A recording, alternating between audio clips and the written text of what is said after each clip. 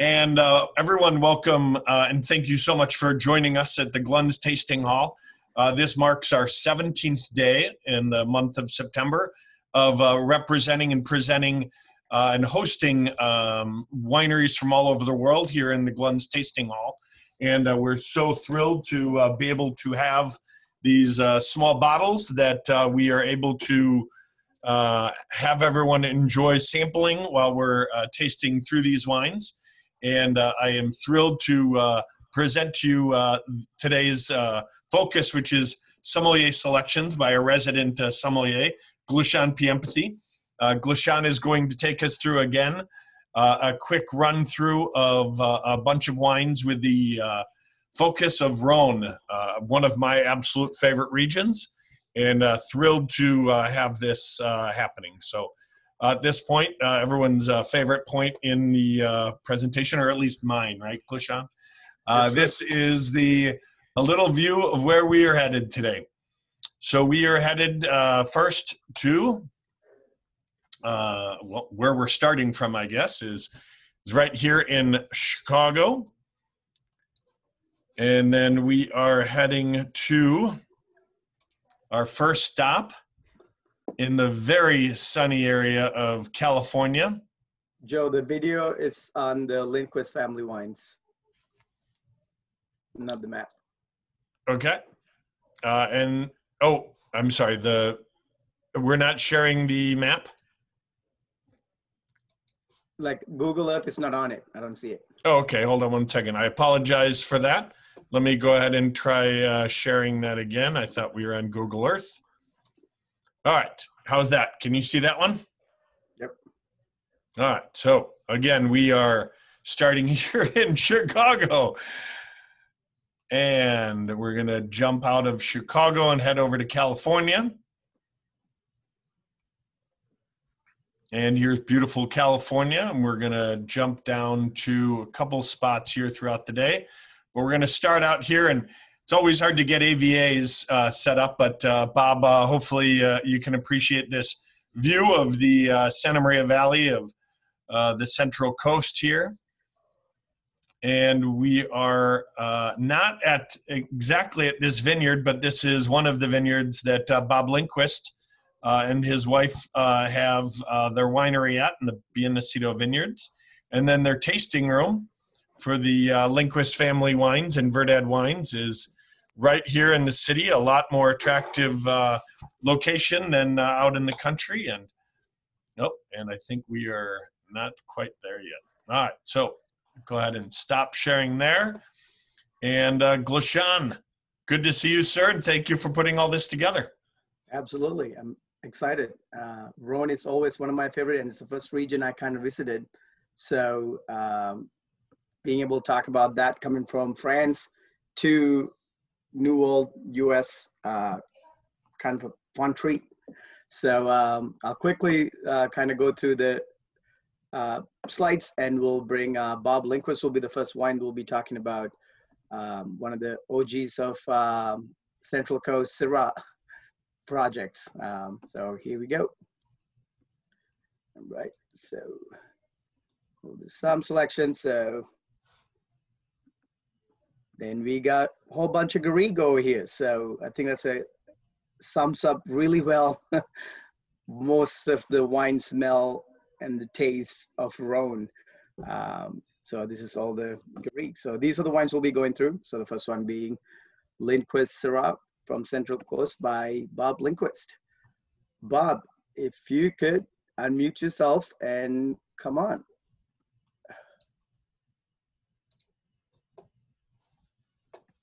Unmute. There we go. There you go. How are you, sir? All right, I'm good. Thank you, Joe. Yeah, thank you, Glunz. Nice to be here. I'm actually sitting in my car because it's so bright and sunny out today here at the vineyard. I'm out at the Sawyer Lindquist Vineyard in the Edna Valley, which is about 5 miles from the ocean. And we've had kind of a crazy harvest this year with heat spikes and fires all throughout California, but luckily no fires in this kind of immediate area. The closest fire we had was in Big Sur, about 90 miles north of here. But we're right smack in the middle of harvest right now. I share a winemaking facility with my wife, Louisa, and also Jim Clendenin, who owns Au Bon Climat Winery. And Jim makes a lot of Pinot Noir. And so we've been mostly focused on Pinot Noir over the last few weeks. But now Syrah is starting to come in. We're bringing our first Grenache in on Saturday. We brought in a little bit of Viognier, Albarino, Tempranillo, things like that have already come in. But today it's a beautiful day out here in the vineyard. It's sunny. It's going to be warm today. It's supposed to get up to about 90 degrees, which is definitely going to get these grapes a little bit riper.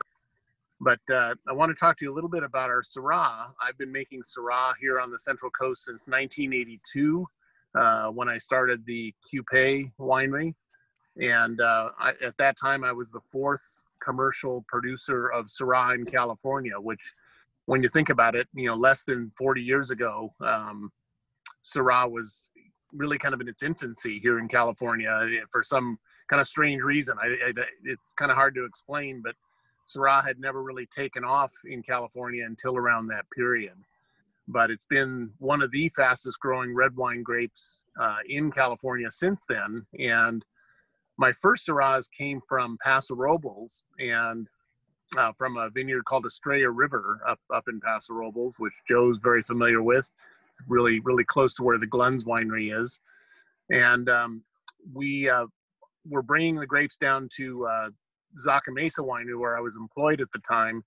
And I was always having to add acid to the grapes, which indicated to me that Paso Robles was probably too warm for Syrah by itself. It's really an area that I think benefits Grenache and Mourvedre more than it does Syrah, kind of like the Southern Rhone prefers Grenache and Mourvedre, and the Northern Rhone prefers Syrah.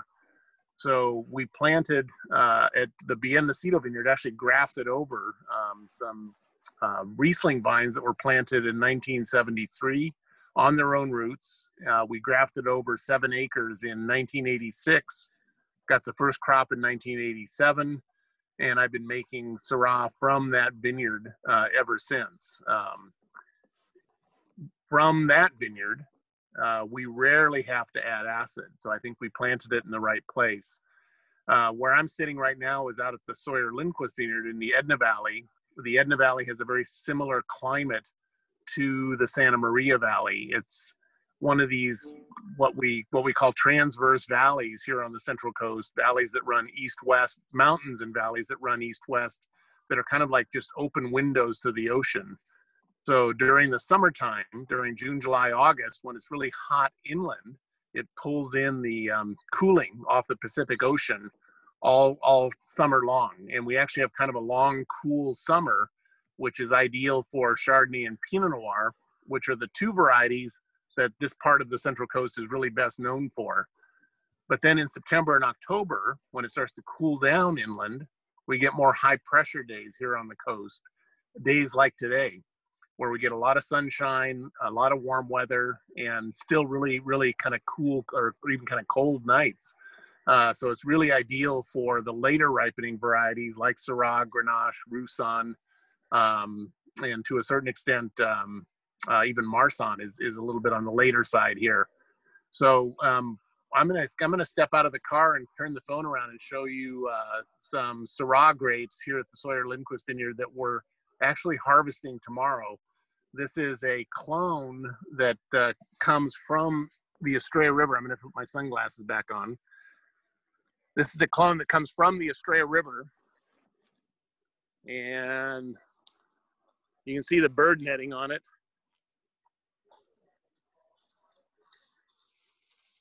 Birds are a real issue here, starlings. And these are grapes. Can you see that okay, everybody? If you could turn the camera horizontal. Oh yeah, turn it the other way around. Here, yeah. Let me do that. How's that? Much better. Much better. Okay. So here is a Syrah cluster, and these like I say are grapes that we're harvesting tomorrow. This is the Estrella River clone. This is a very typical cluster right here, and one of my favorite little anecdotes about when the best time to pick Syrah is came from the great winemaker in the Northern Rhone, Gerard Chave from Domaine Jean-Louis Chave. He was visiting our winery in 1995, so quite a few years ago. And I asked him, when you are trying to decide when the best time to pick Syrah, you know, from a physiological standpoint, what do you look for? And he kind of looked at me straight in the eye and he said, the day you think it's the perfect day to pick it the day before. And I laugh about that because I think the point that he was making was that Syrah can change really quickly, especially if it's hot. These grapes look perfect today. It's going to be really hot today, and we probably should have picked them today, but we're picking them. We're picking them tomorrow instead. They are right now at about 23.5 brix. So I expect with today's 90-degree temperature here, they'll jump up probably closer to 24, and they will pucker a little bit. They'll dehydrate a little bit because of the heat today. But that's okay. They'll be pretty darn perfect, I think, by tomorrow morning. We are looking. I'm going to turn the camera. We are looking out towards the kind of the northwest towards Morro Bay.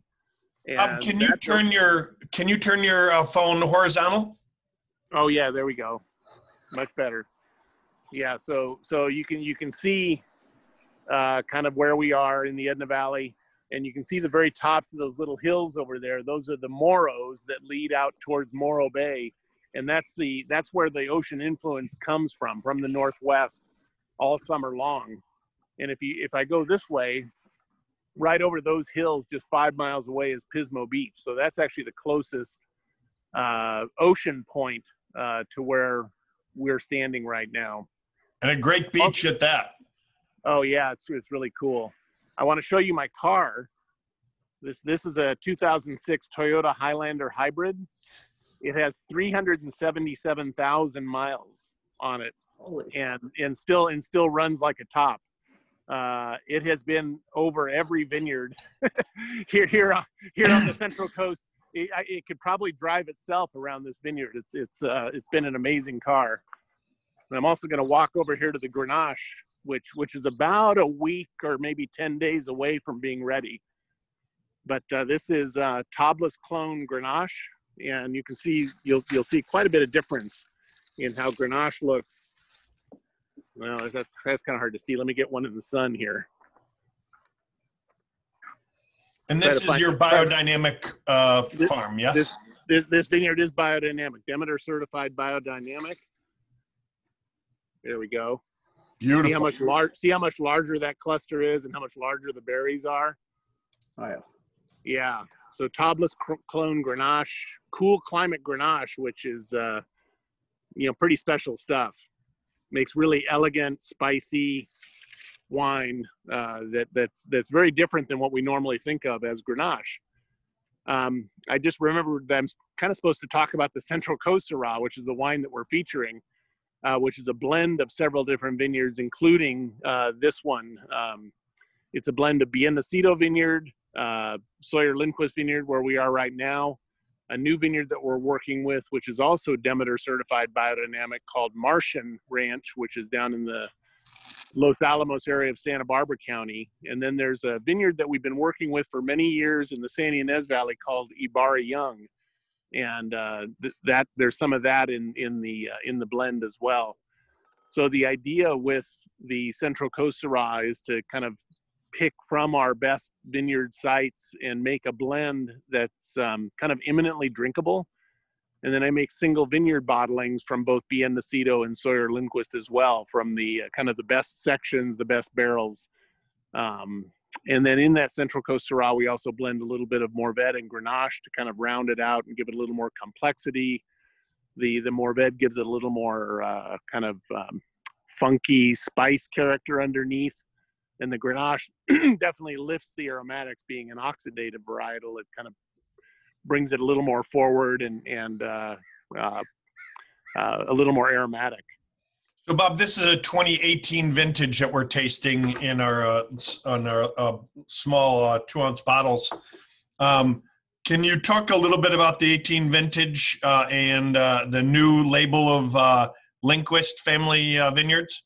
Sure. Yeah. So we sold Cupay in 2018, which gave me an opportunity to start over again. And what I did is I kind of went back to my roots of what I did in 1982 with Cupay, just making small amounts of Rhone varietals from the best vineyards here on the Central Coast, and Chardonnay.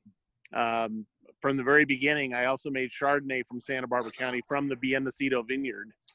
And 18 was a great vintage. It was a cool vintage, which was kind of unusual. In the last decade, we've had a lot more warm vintages than we've had cool vintages.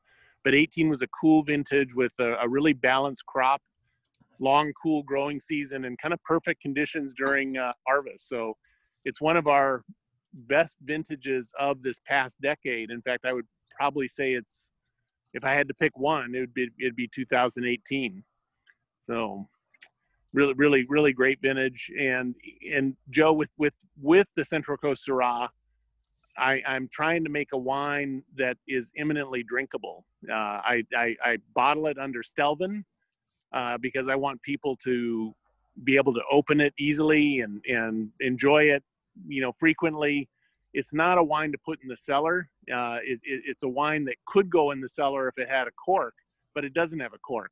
So I recommend drinking it and then putting our other single vineyard bottlings, which we do put under cork, in the cellar.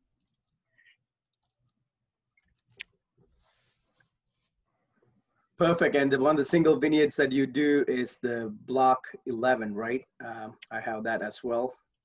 That's actually Chardonnay is Block 11. Yeah. Well, we do have some Syrah there, but I don't bottle that separately.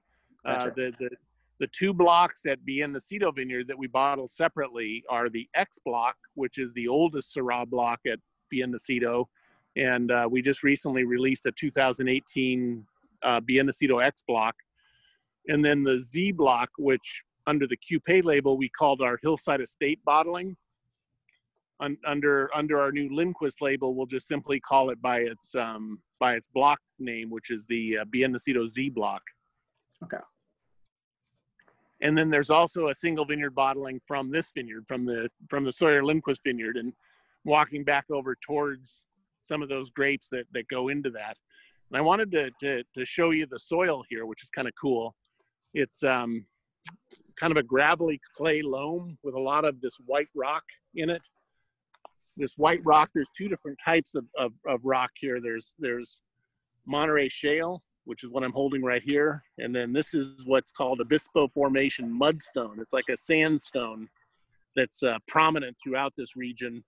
You'll often find a lot of fossilized material. All this area was underwater in the not too distant past, geologically. And when I say not too distant past, I mean like tens of millions of years ago. But in geologic time, that's really not that long. So there's a lot of fossilized material, a lot of just really perfect soil for growing grapes, meaning soil that's not that vigorous or not that fertile. It's soil that drains well and allows the grapes to kind of struggle in the vineyard to get to where they are. And we do farm this vineyard biodynamically, which I think really sets it apart as well. That really helps the vines, the vine's health, the soil's health, the animals and birds and bees that are around here. We still have pests. We have gophers, which are a significant pest. We have starlings, which are a significant pest, which is why we have to use the nets on the vines.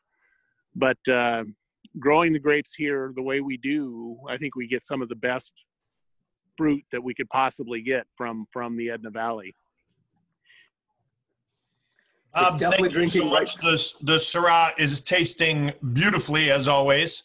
Cool. I'm very, very thrilled at these small bottles after decanting them into a larger bottle to marry the two bottles that we bottle off, and then putting them in these smaller bottles. We fill them all the way to the top, but get that little bit of air in that transfer, and it's just allowing the wines to breathe just a little bit, and the Syrah is just crushing it. It just tastes good. Beautiful. So congratulations and thank you so much for your time. Hey, you're welcome, Joe. You're welcome, Gleshan. Thank you for having me, and we'll look forward to when we can get together again and share some wine. Fantastic. Yeah. Ditto, sir. All righty. Yes. I'm going to go ahead and sign off then. Is that the idea? You could stick around and watch the rest. We're going to be traveling all over some of your favorite regions in the world, or you could sign off. Either one. It's up to you, sir. Well, unfortunately, I would love to take the tour of some of the other areas, but I've actually got a bunch of work to do at the winery. So I imagine it is a busy time of the year. I'm going to head there right now. Great. Thank you, Bob. Thanks, Bob. You're welcome. Yeah. Bye-bye.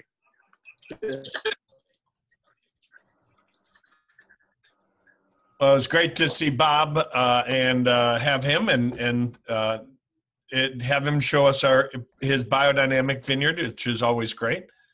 I'm going to go ahead and we're going to shoot off to our next locale. So we're heading from Verdad Wines, Lindquist Family Wines. We're going to head across the pond here. And we're going to head to Châteauneuf-du-Pape, the southern Rhone. And into this is Châteauneuf, and you can see the domain Juliette Avril. And of course, it always, Google always brings you to the location of the property, not always to the vineyards where they're coming from, but it is, let's see, right about here that we will sneak down and be able to see the estate, Juliette Avril. There we are. And I am going to ask Stéphane Bruin. Hello. Bonjour, comment allez-vous? Ça va bien, merci. Bonjour. C'est bon, c'est bon. Gleshan, you want to go ahead and start the presentation, my friend? Absolutely. So, Stéphane Bruin, amazing Chateauneuf producer, and what's really neat about these guys is that they're one of the founding people of the AOC Chateauneuf in 1927. Yes. So, so I'll get to the page, which kind of gives you a little highlight about the Chateauneuf producer. And what's also neat, what always notice, I always collected Chateauneuf. That's the first region I traveled to in wine world. It's that they're very approachable earlier on, these wines. And also I've had few older wines that are like 10 to 15 years old, and they still holds really well. So it's one of those diabolical things few producers able to accomplish. So Stéphane, please take it away. Well, I give you just a little explanation about, before to speak about the vintage, about the domain. The domain Juliette Avril, and the Avril is one of the oldest family of the area, and is present before the French Revolution in the area today. And the domain Juliette Avril is more young. It was created in 1982 by my grandmother, Juliette Avril. And in 1999, my mother continued the domain, and me, I arrived in 2003. We take it over after my study in enology. Voilà. And now we speak about a little about the blend. Sorry. We have a specificity for my Châteauneuf. Habitually, more my the other owner do the Châteauneuf with more Grenache in the wine. In this Châteauneuf-du-Pape, you have less Grenache, but more Shiraz and Mourvèdre. 25% of Shiraz and 10% of Mourvèdre. Why is because I research more balanced Châteauneuf-du-Pape, more a freshness style, and a little feminine side. Because when I finished my harvest today, and I taste some tank today, and I speak with the other owner, and the problem today is a balance and the alcohol in the wine. And this blend, Grenache, Shiraz, Mourvèdre, with more Shiraz and Mourvèdre, help a lot in the vinification, in the vintage, with with a hot temperature. The Shiraz Mourvèdre help to do better vinification. You understand my explanation or not? Yeah, absolutely. Okay. And my favorite grapes, honestly, in the blend is the Shiraz. Maybe Mr. Semasca don't, or possibly any, because I don't want to do any concurrence with Côte-Rôtie, but honestly, the Syrah is my joker in my blend. You're one of the few CDP producers who'd admit that. Yes, but in quantity, in balance, and in good acidity, is a very regular grapes, kind of grapes, honestly. In comparison of the Mourvèdre, of the Grenache, honestly. Voilà. So do you co-ferment everything during the vinification? Do you co-ferment all three? No. Because I have the chance to have enough vineyard to do two sorts of Shiraz. I do a Shiraz more full-bodied in the south of Châteauneuf-du-Pape, and one Syrah more elegant with more acidity in the north of Châteauneuf-du-Pape. I have two tanks of Syrah, and the Mourvèdre is growing more in the south. Got it. With irrigation. And I think this picture will show some of the areas that you work with. The Syrah is more in the Gallimard and okay. Bas de Serre. Okay. Voilà. And Mourvèdre is in the Grande Serre et Bigote. Et we have, alors is out, et Bourguignon is out the city, in front of Le Lac, Bois de la Ville. Got it. And here is a very special terroir of Mourvèdre, because we have water in the soils and the exposition on the sun. That is necessary for the Mourvèdre. What's the oldest wines you have? Is it mostly Syrah or Grenache or Mourvèdre? The most oldest is Grenache, honestly. Okay. We have between 30 years old and 70 years old, maximum. Okay.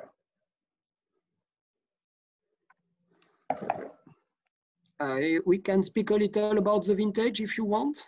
Please, yeah. Can I read a little my paper, because my English is not so good? Yeah, go ahead. Wine is good, so that's what matters. The vintage 2017 is a vintage with a low production. We lost 20,000 bottles compared to another years. That correspond to 30% less because we have a black frost beginning of the springs. In one night, we have losing this volume. But the quality of the vintage hasn't been impacted by the meteorological phenomenon.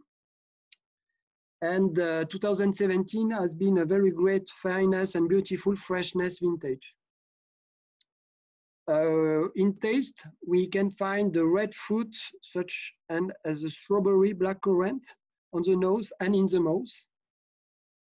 This vintage that reached its maturity and is ready to drink from now and until 2027. I prepare a little. Perfect. The wine is tasting spectacularly, Stefan. Honestly, for me, it's very ready to drink now, the 2017. Stylistically, I think that your wine tends to be in Châteauneuf-du-Pape, a little 1 foot in the old world style, Yes, very earth-driven, mineral-driven, and 1 step in the more feminine, brighter, more elegant style as far as Châteauneuf. Would you agree? I agree totally. And I have a little special style because I've worked a couple of years in Burgundy, and the owner where I work, they learned me to conserve the acidity in the wine. And when I come back to Châteauneuf-du-Pape, I want to what I study in Burgundy. I impact that in my vinification in Châteauneuf-du-Pape. For this reason, my wine are more freshness, more feminine, and more fine than my colleague in the area. Stefan, thank you very much. Thanks a lot, Joe. Thanks and courage for Christophe and the rest of the and thanks a lot, and I hope to see you maybe in the next years. Merci beaucoup. Bye bye. Cheers. Cheers. Yeah, does anybody have any questions? Everybody tasting this wine?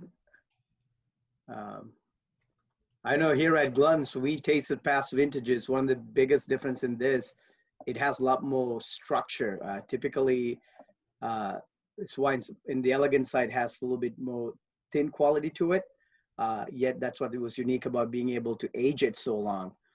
This, I feel like, just hitting on every dimension really well.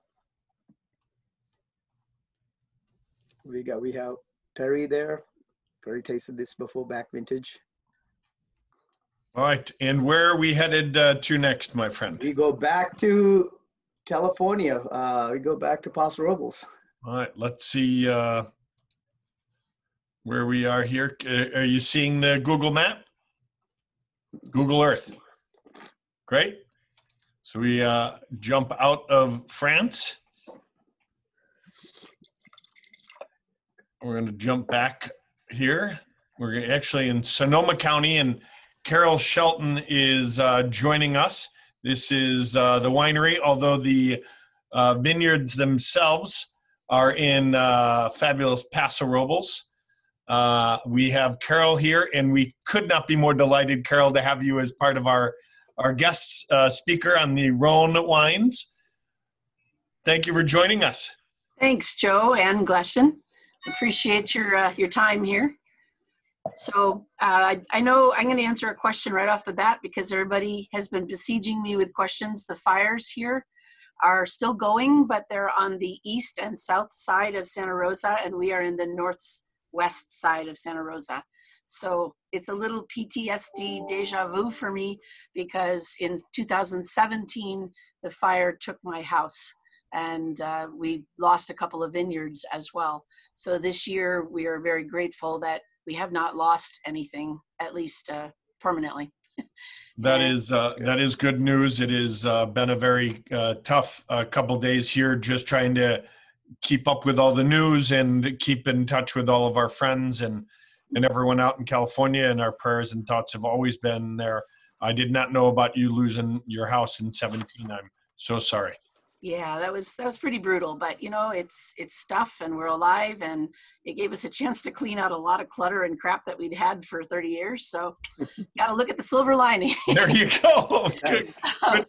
Good on you. That's awesome. Okay. So I think I was told to give you a little background on me. It's been a while since I've been out to Illinois. I enjoyed working it, so I got to get out there when COVID's gone, but we have been in business now 20 years. I've been making wine for 43 years. And this is what the official bottle looks like that you're tasting. Not this tiny little bottle we get Not to the taste. tiny one, no. It's that's the official bottle, backwards.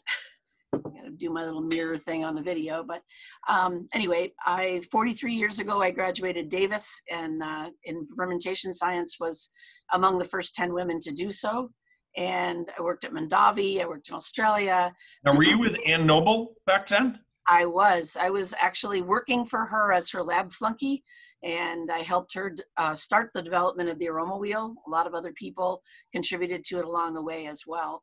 But my real focus was on wine microbiology. So a lot of the work I did there and after Davis was on yeast trials and proving that yeast strain has a huge impact on wine flavor, which actually is a segue into the wine because I use 6 different yeast strains on the 4 different varieties that are in that bottle.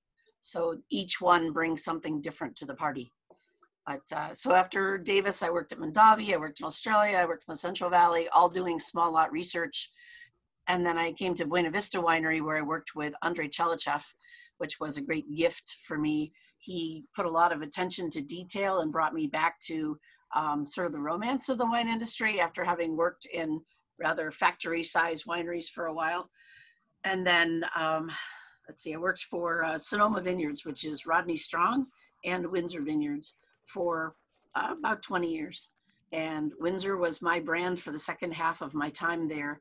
I worked on both brands for the most of the time I was there, but Windsor became my sole project and won more medals than anyone in the country, Winemaker of the Year 5 times, Golden Winery Award winner at the State Fair, which is a big fucking deal, and one of my proudest achievements.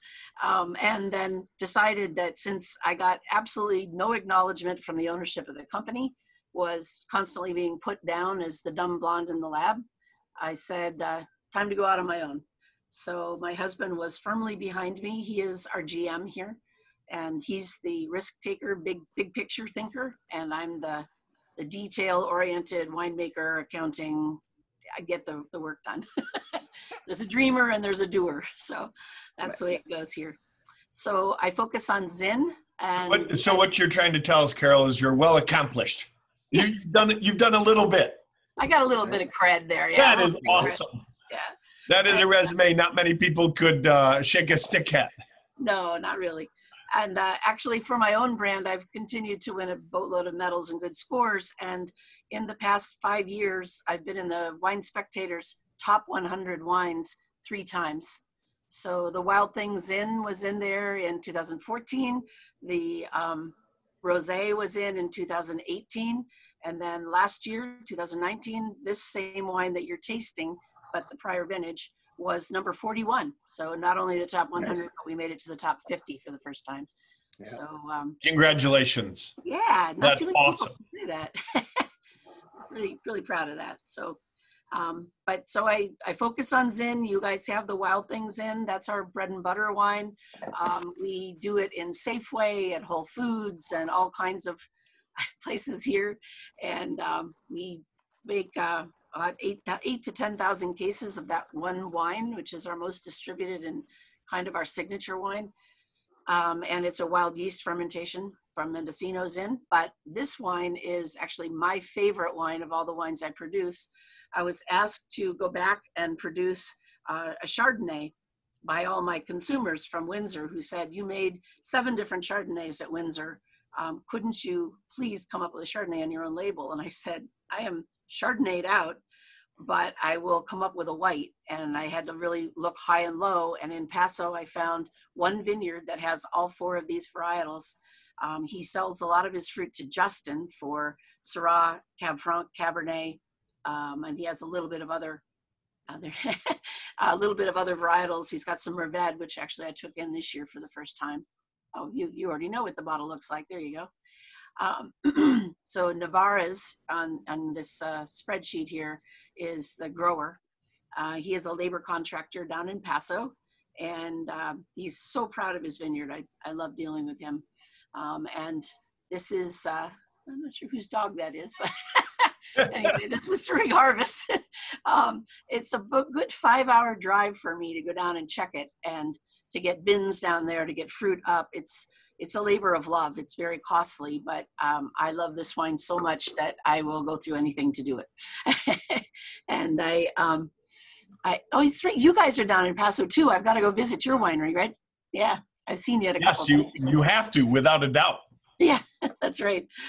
So all the budwood is from Tablas Creek, and as you know, they're a French family farming in Paso, and they know their stuff when it comes to Rhone varietals. And this guy is learning from them, my grower, and he's doing a fantastic job. He's going to be replanting a bit of the Grenache Blanc because he's got a bit of virus in there, and we're losing acreage, but we'll be maintaining this wine for years to come because it's my favorite. In the blend, the construction of it is that the Grenache Blanc is the biggest portion. In this bottling, it's 38%, and it is the skeleton upon which the other ones hang. It's about green apple, mineral, crispness, usually much higher acidity in spite of the fact it's the last one that I picked of the 4. And it takes a lot longer to get ripe. We deliberately oxidize it. So when we're coming out of the press, we hang the hoses in the top of a 12-foot tall tank.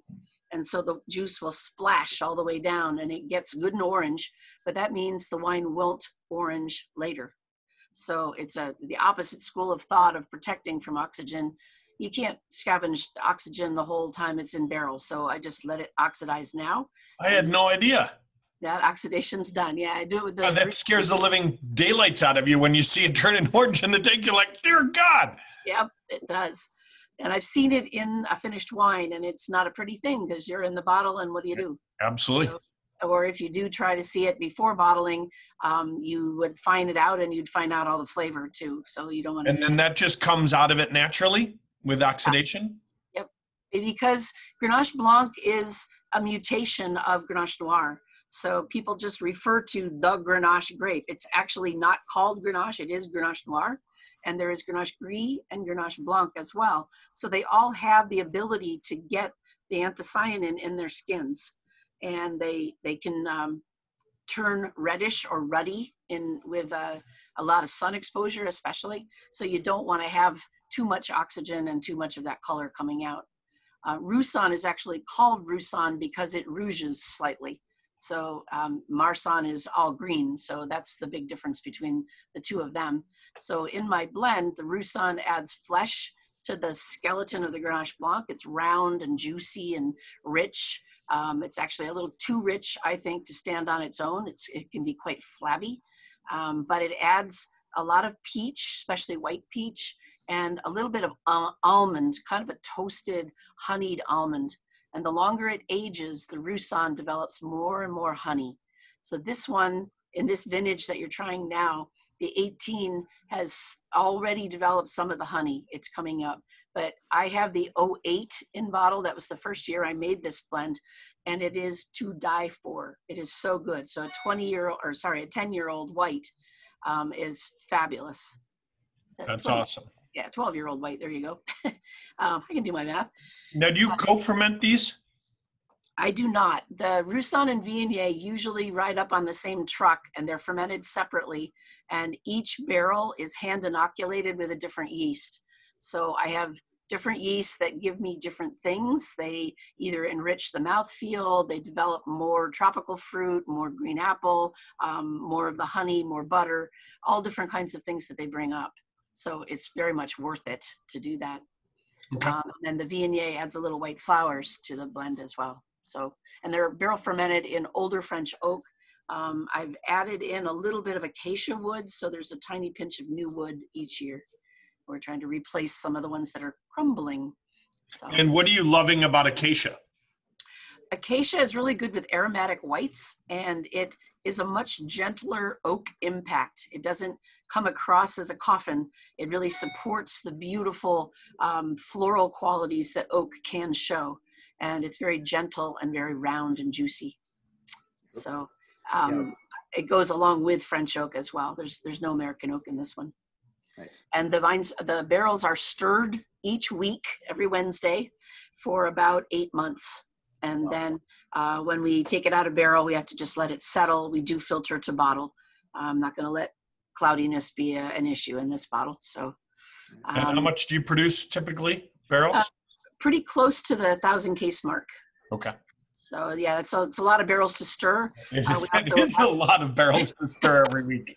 Yeah, we have roughly 40 or 50 barrels of that. And then last year we had 60 barrels of Chardonnay, Wild Thing Chardonnay, which I did eventually break down and make a Chardonnay, darn. And then some Viognier from Auburn, which is up on the way to Tahoe. And that is also barrel fermented, all located in 2 rows. So we go down with a scissor lift and just rise up, stir the barrel, rise up, stir the next barrel. Works very well. That was one of my husband's ingenious inventions or concepts. And it's been saving us a lot of labor and a lot of safety issues. And I was going to say the insurance guy has to like it too. Yeah, exactly. So what you're seeing on the screen right now, he's brought up pictures of the Florence Vineyard and Cox Vineyard. Sorry about the phone call there. Oh, it's all good. It's work happens. It is. Cox Vineyard is the source of the Wild Thing grapes. So that is a beautiful vineyard north of Ukiah and is certified organic, as it shows. Piazza Vineyard is the source of the name and the fruit for pizzazz. If you scramble the letters of Piazza, you kind of come close to pizzazz, a little extra Z in there. And it is dry farmed in sand in Lodi and produces a lighter. I don't harvest it as ripe as a lot of Zins. People are out in Lodi, they're out at 16% alcohol. This is in the low 14s usually, which makes it a lot lighter on its feet, so it has a little more pizzazz. And then the Florence Vineyard Rock Pile is our Rocky Reserve. That's our flagship wine, and it's up above Dry Creek Valley, above Lake Sonoma. It's above the fog, as you can see the fog down below it and in the picture.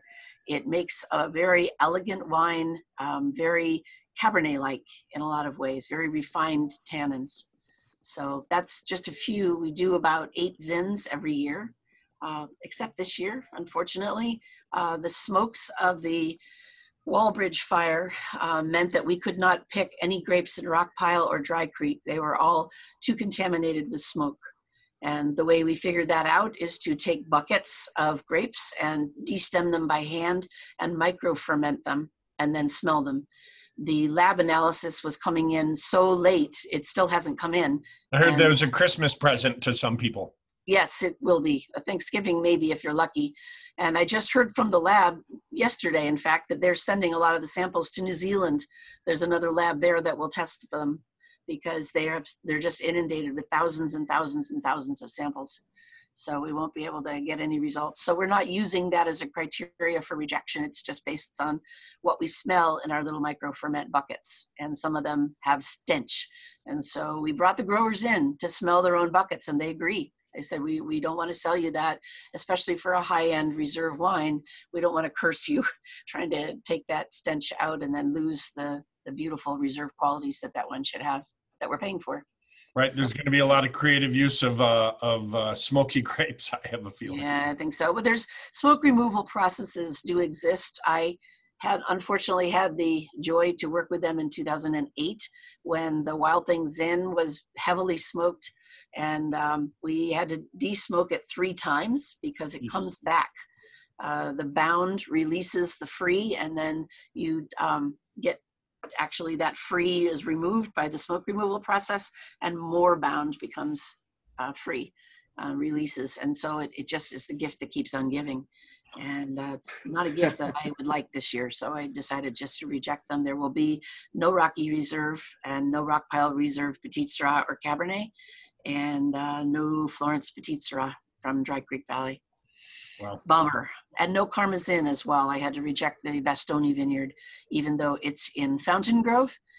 In 17, I rejected their vineyard because the fire came so close to the vineyard, and I had not yet picked in 17. This year, it was just trashed. Ugh, so brutal. Yeah, I wonder why I placed this wine kind in the middle. You would think we would start with the white and continue to progress to the reds. It just had so much acid. It's kind of like a Riesling to me. If you have a Riesling first before the rest of the reds, all the red stays flabby. So that's why you're kind of in the middle from going from Syrah, Chateauneuf before Northern Rhone. I picked this one. I mean, the first time I tasted it, I think Joe asked me to pull a bunch of samples to pick your wine. And I tasted, of course, a single vineyard Zin, loved it. Then this, the aromatic and that acid was just so, it's just there. And like, I'd be happy to put that in this mix with all these other reds. You're the only white in this whole lineup. So I was like, Oh, wow. Thanks. cool palate refresher before moving on to, you know, Yeah. a bunch of Rhone wines. Well, we actually call this wine the white wine for red wine drinkers because people will come to the tasting room and they know me for Zin. So they say, oh, that's okay. I'll pass on the white. Just give me Zin. And I go, no. You have to open your brain and realize that there are other wine styles out there. So I kind of twist their arm and they reluctantly try it and their eyes light up and they go, wow, there's a white wine I can actually appreciate. And I think a lot of the reason for that is that a lot of whites like Chardonnay and Sauvignon Blanc that they found at a wine bar or whatever are one-dimensional. You know, this first sip tastes just like the last. It's the same all the way through. This wine has so many layers of complexities, all the different varietals, all the different yeast, they all contribute something. So there's a lot of interest and intrigue, and it brings you back to smell it every time. Oh, there's the peach. Oh, the pears are coming out. There's so much mineral, the crispiness, the creaminess. It's a very complex study. Absolutely. You're doing an amazing job, Carol, and I thank you so much for your time today. You betcha. Thank you. Absolutely. Tag along and watch the rest of them. Oh, please do. Go ahead. Right, We'd love to have you. Okay, thanks. Okay. Cool, Joe, you're going to go back to the Google map, right? Take us to Côte Rôtie, I think. Let's see where come on, take quickest Google flight Earth you can takes take. us. So I was asked to make sure that we go around the world throughout this week. So this is Niigata, Japan, just to make sure we go to the other side. And we've officially gone around the world for the Glunz tasting hall. So here we are in beautiful southern France, in the northern Rhone, actually one of the northern most spots in Côte Rôtie, the beautiful area that this is. And we're going to sneak over to a very small producer that I was absolutely thrilled to be introduced to at a wine festival in Marseille. And great to have Christophe Sameska here with us and his son, Clément, who is translating and then working with us through these wines. So I want to thank you both for joining us. Yes. Welcome. Hello, everyone. We are happy to be with you. And we're going to present the family estate of my father. To start, we have a video, a small video of 5 minutes in the Lancement vineyard and the Château Mont's vineyard, and a small part in the cellar to show you the different soil, the landscape, and all the different vines. Great, thank you. I'm gonna share my screen. Oui. C'est où je vais?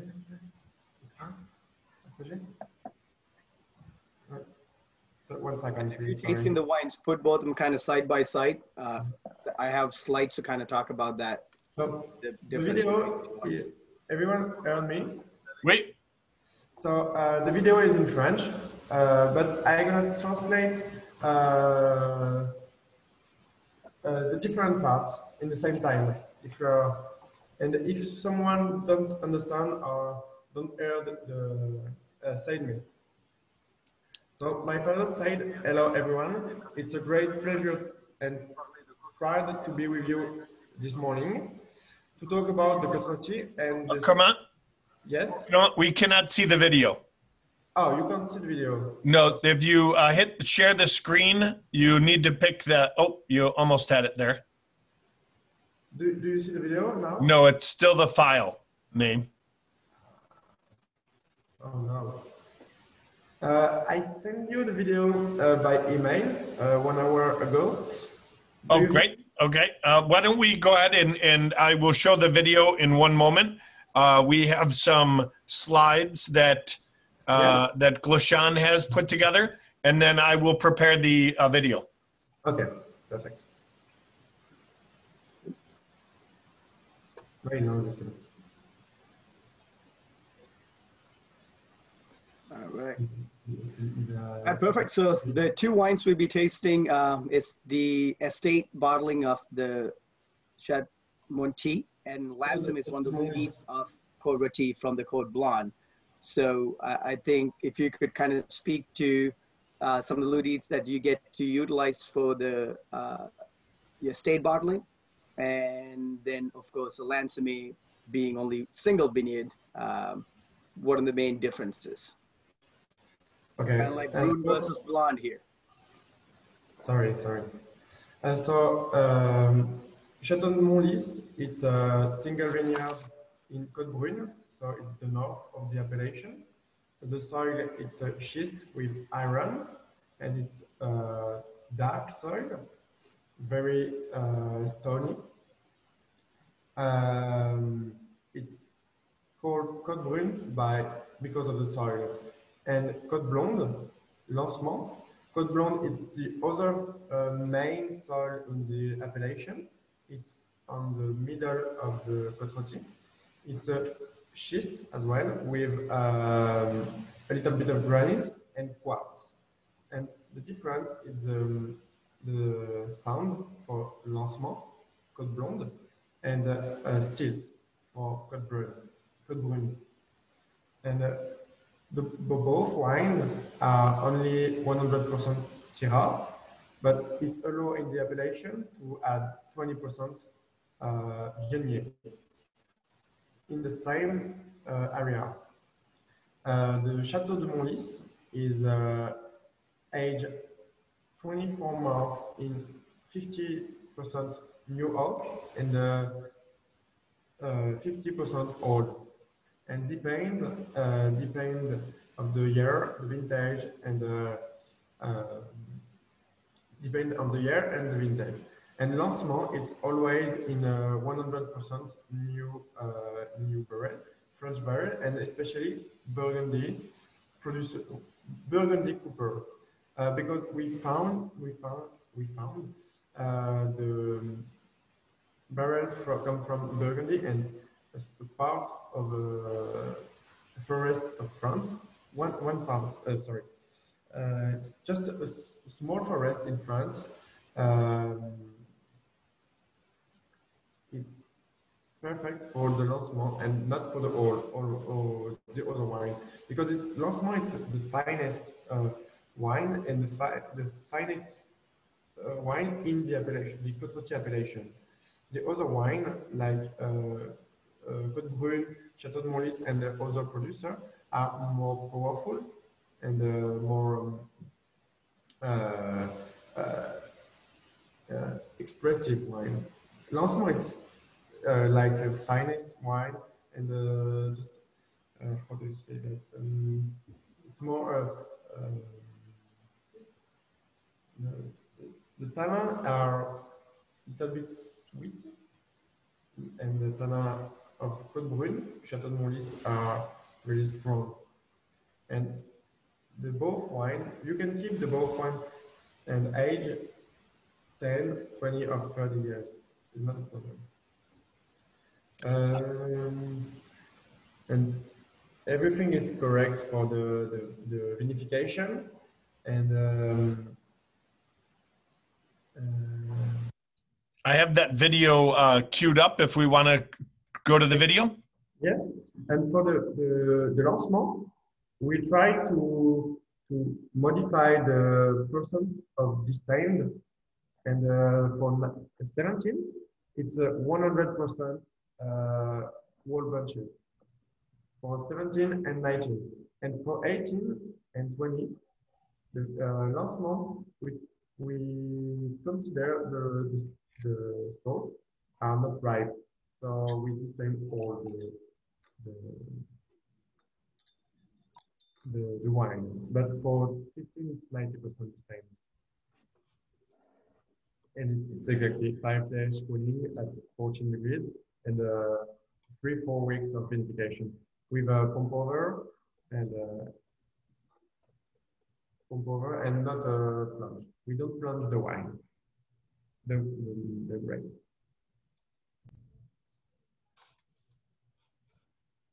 Sorry for the quality. I think I can share the video for everyone, but I can translate for you. Bonjour à tous, c'est avec beaucoup de plaisir et de fierté d'être avec vous ce matin pour vous parler de Côte-Rôtie et notre domaine et ses vins. Côte-Rôtie fait partie des plus anciens vignobles français construits par les Romains il y a presque 2000 ans et qui a failli disparaître avec le fil. Oh, Cremant, you are on mute. Do you hear me? No, sorry. Go say it again. Is it okay now? Yeah. Wait. Okay, perfect. So hello everyone. It's a great pleasure and I'm proud to be with you this morning to talk about the Côte-Rôtie and this wine Côte-Rôtie in one of the oldest French vineyard. This vineyard was built by the Roman almost 20,000 years ago. And which has almost disappeared with the phylloxera crisis and the war of 1418, where the wine grower didn't return. And you can let. De vignerons ne sont pas revenus. Le paysage de Côte-Rôtie, c'est ces coteaux escarpés taillés dans le rocher, d'où avec les pierres on a constitué des petits murets, des petites terrasses pour retenir. The Côte-Rôtie landscape is this steep hills carved into the rock with stone terrace and to retain the soil. The vineyard is characterized by two terroirs, the brown coast, the Côte Brune, and I told you, with a ferrous and it's silt, ferrous, and the schist ferrous and silt. And the blonde side, blonde, Côte Blonde, it's schist but with quartz vein and sandy soil. So you can play the video. Le sol. Le vignoble de Côte-Rôtie est caractérisé par deux grands terroirs. La Côte Brune, qui est sur du schiste ferreux et un sol limoneux, qui se caractérise par des vins puissants, charpentés, structurés, tanniques. Et la Côte Blanche. The Côte Brune is characterized by powerful wine and a very good structure, tannic structure. And the blonde side, it's it's more freshness and fineness wine than the other side.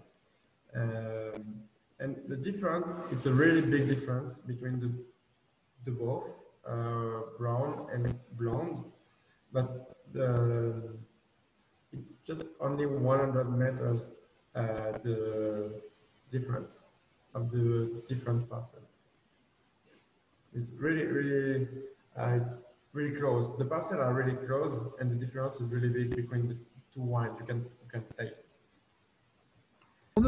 Sur un sol schisteux mais non ferreux avec des veines de quartz et un sol plutôt sablonneux qui exprime des vins sur la finesse, l'élégance, un peu plus de délicatesse, un peu moins concentré et qui apporte une très grande fraîcheur et dans un style un peu bourguignon.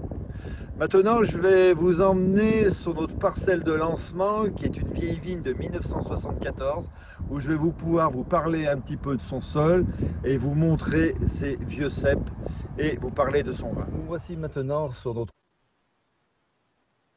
And now we are in the lancement slope. So it's just the other side of the road from the previous video. With the, you can show the quartz and the soil and the old vines in this parcel.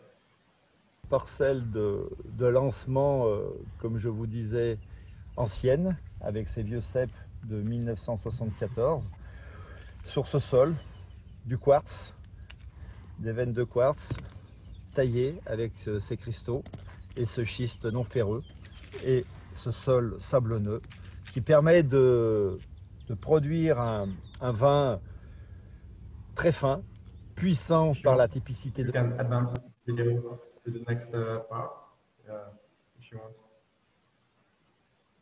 Côte-rôtie, mais élégant par sa finesse, sa complexité et sa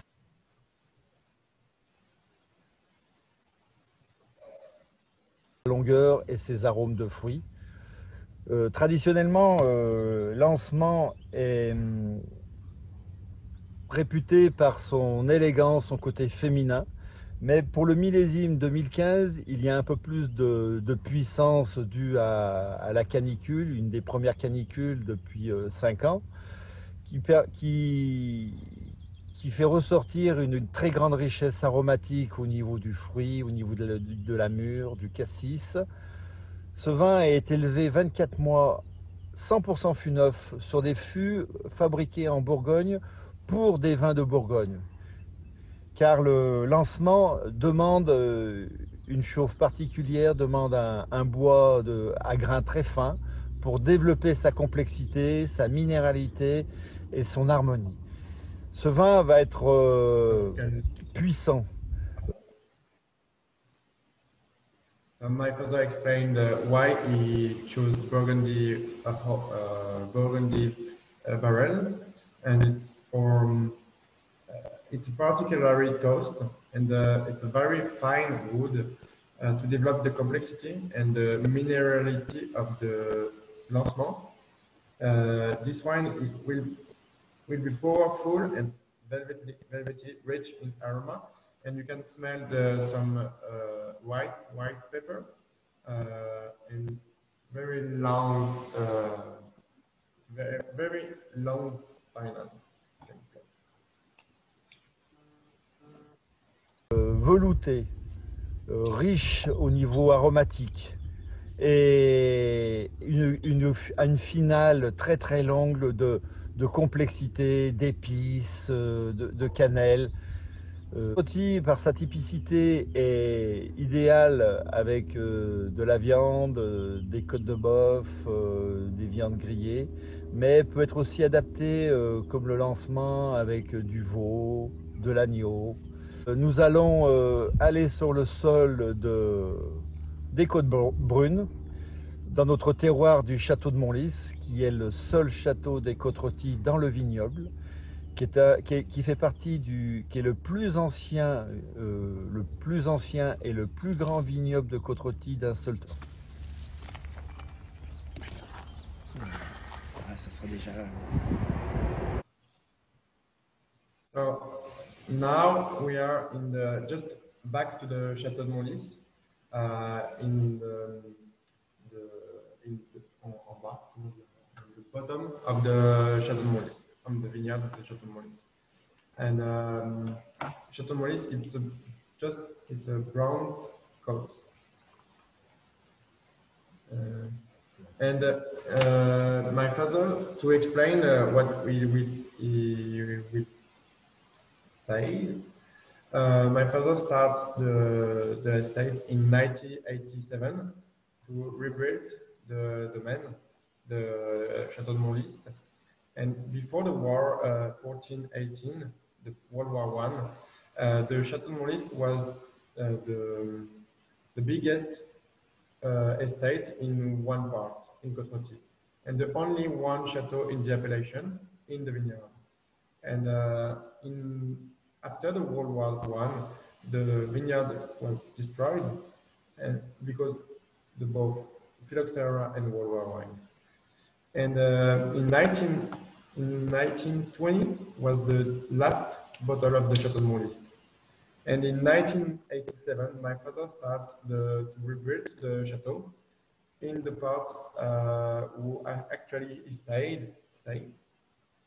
And the vineyard is 4 hectares actually, and we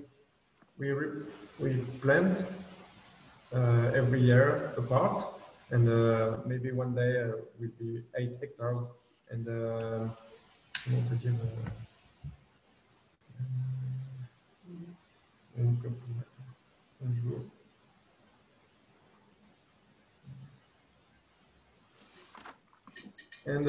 maybe one day the estate could be big as 100 years ago. Nous voici maintenant en Côte-Brune, où a débuté mon histoire en 1900. Pardon? And we produced 20,000 bottles of Château de Montlis.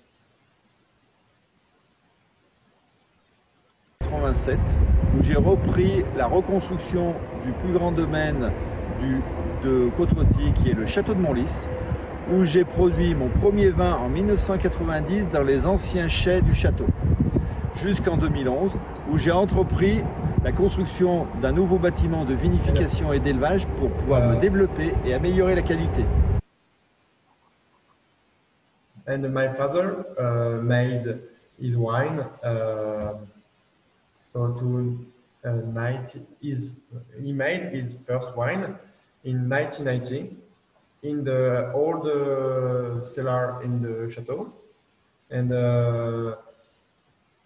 now in 2011 he built a new cellar, modern cellar, and we will show you in a few minutes.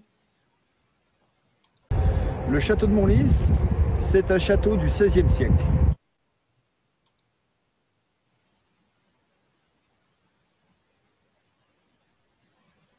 D'être complexe, d'être riche et d'avoir une finesse de ces tanins incomparable dans tous les autres terroirs de Côte-Rôtie. C'est pour ça que je pense que les anciens vignerons qui ont construit cette bâtisse il y a plus de 500 ans avaient vu qu'il y avait la possibilité d'avoir un terroir particulier qui s'exprime aujourd'hui dans des bouteilles où on allie, comme je disais, puissance, charnu, fruité, les arômes de cassis, de framboise, de mûre en fonction des millésimes. Ce vin est élevé pendant 24 mois à 50% dans des fûts neufs et à 50% dans des fûts anciens pour pouvoir respecter l'expression de Côte-Rôtie. À la particularité d'être bu jeune, parce les tanins sont mûrs, soyeux, élégants, et peut être bu bien sûr à 10, 15, 20 ans pour pouvoir découvrir la complexité du terroir de Côte-Rôtie qui va être accentuée par les âges.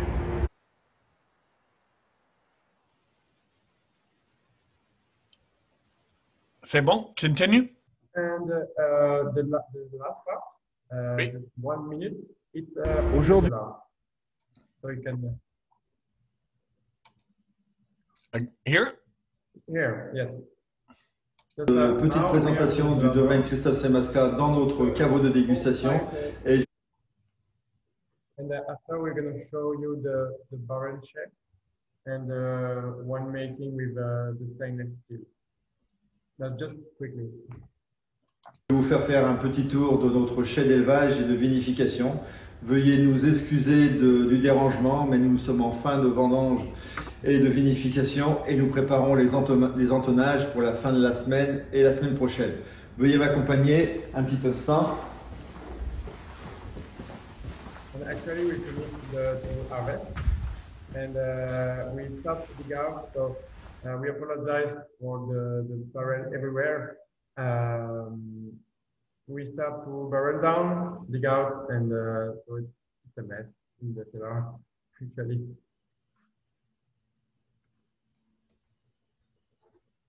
So you can see the stainless steel tank with the grapes come from on the top, and we distribute in all the different stainless steel. And my father said, thank you for invite us to the meeting. And I hope you understand a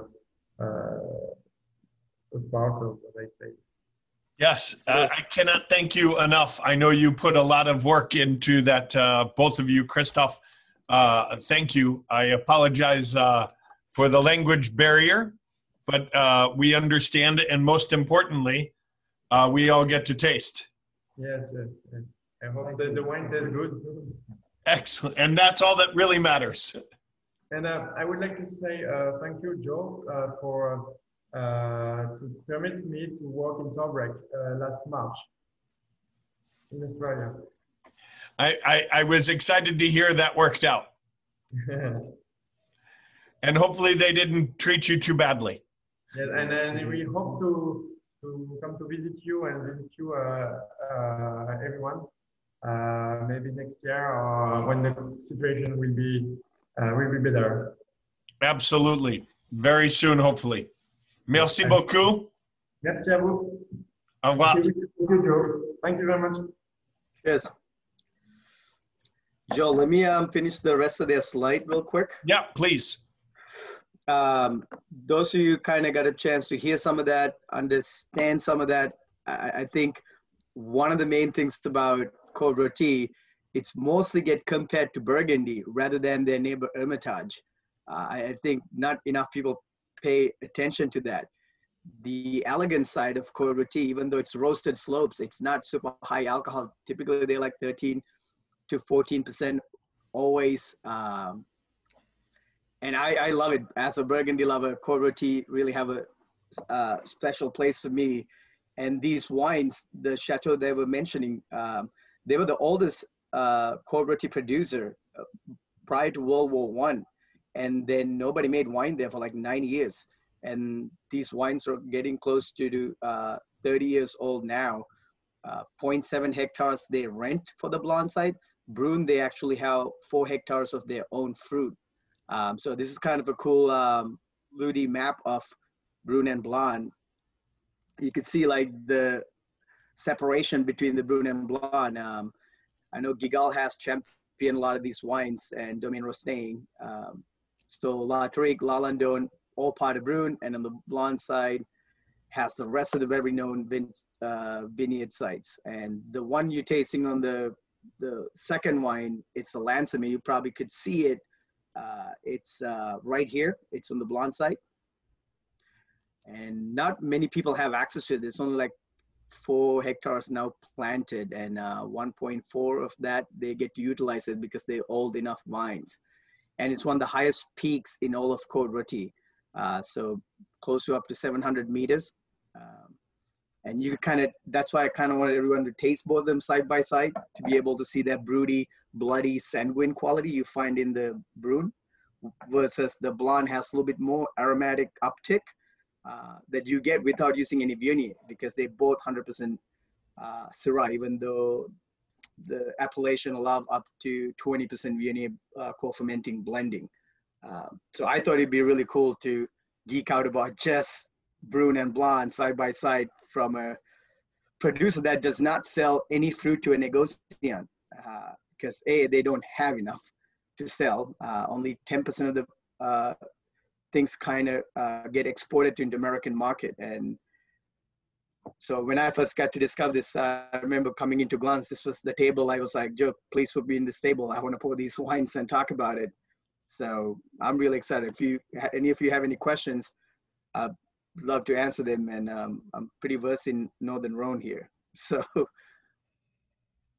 anybody? Wheeler? No?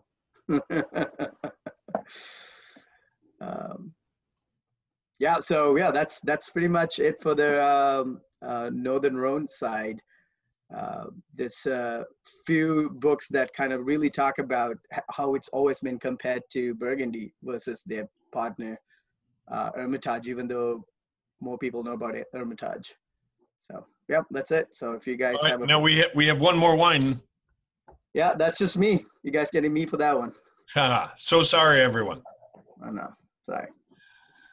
I'm going to go ahead and jump back to Google Earth here. The quick flight. for the quick, very quick flight back to a little known region called Paso Robles.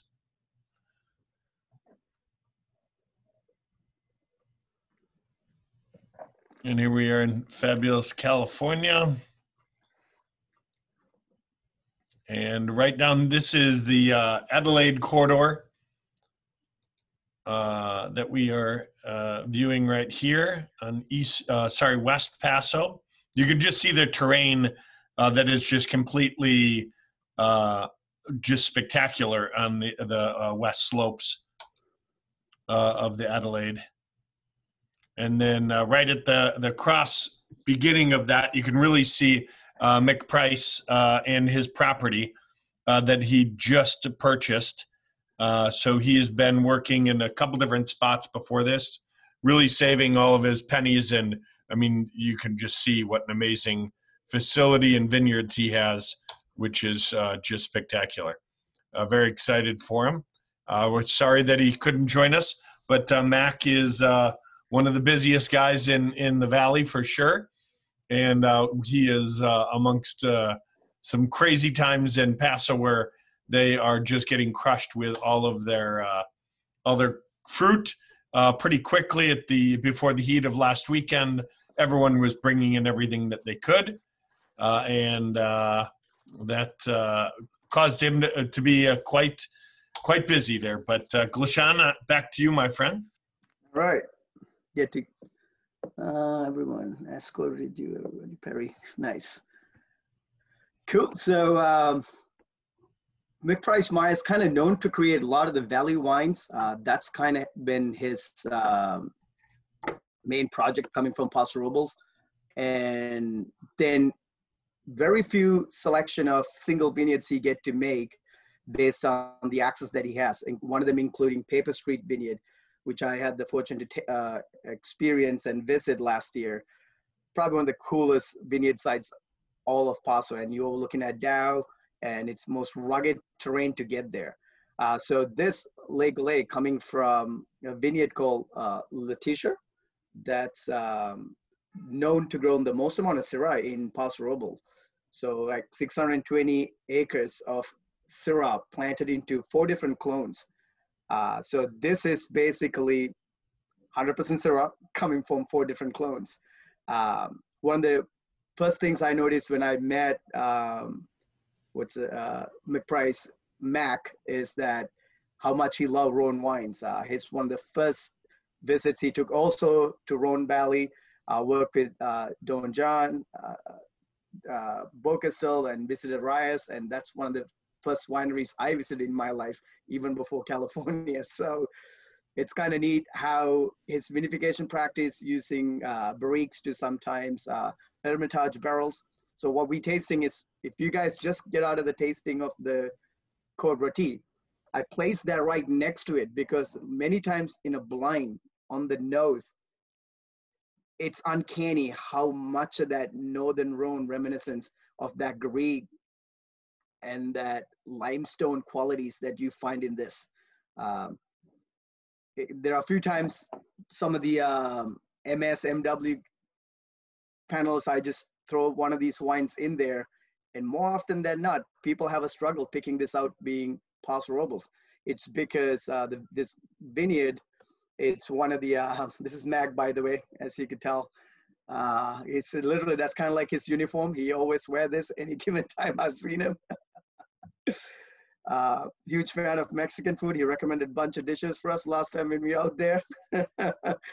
And Letitia Vineyard, Arroyo Grande, it's, people forget sometimes how much of an elevation and diurnal shifts that take place in all of Paso until you go there.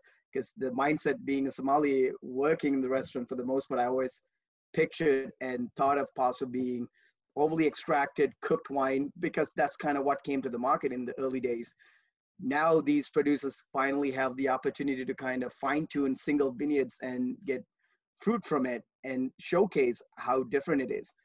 And what was unique when we tasted, when you went to these sites, is that the elevation. So I kind of put things in like a perspective here to kind of see, we always think of elevation, we think of Hubble, Spring Mountain, what do you call, Mount Vida, Atlas Peak, things in that nature. Also, it's not that far off from it, especially if you look at Adelaide Corridor and the mountains out there. They get close to 2,500 feet elevation. And one thing that I learned from the winemakers in Paso is that the diurnal shift is greater than that's in Napa or Sonoma. They could go from like 110, 150 in daytime to 40 degrees at night. So that retention of that pH for the fruit, that really plays a great role in these wines. Does anybody taste it? I didn't taste it yet. I'm just smelling it. It just smells so good.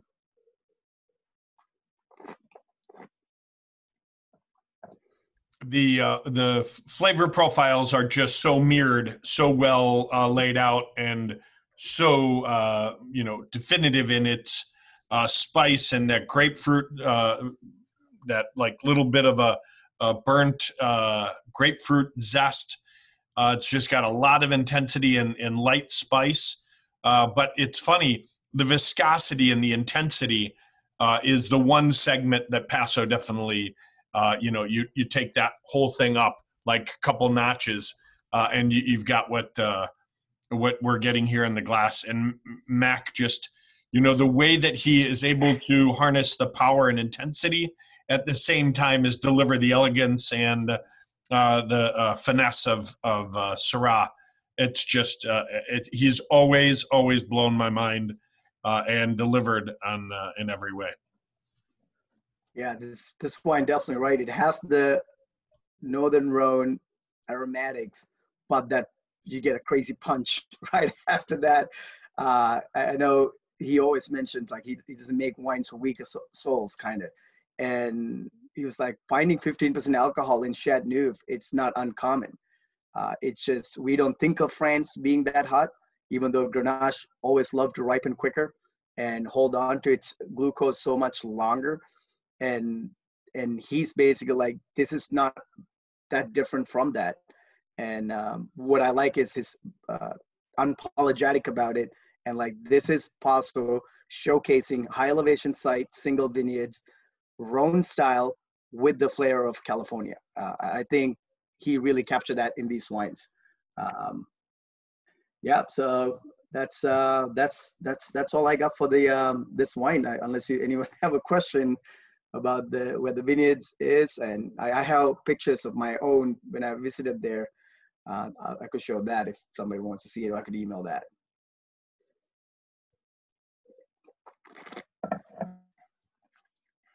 Joe, you muted. Glushan, thank you so much for the hard work you did on this.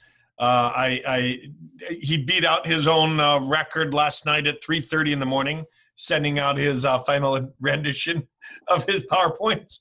But I thank you for it, and I think you did a great job. It was great traveling around the world, and a special thanks to Carol and to all of our winemakers that showed up today. So, merci, au revoir.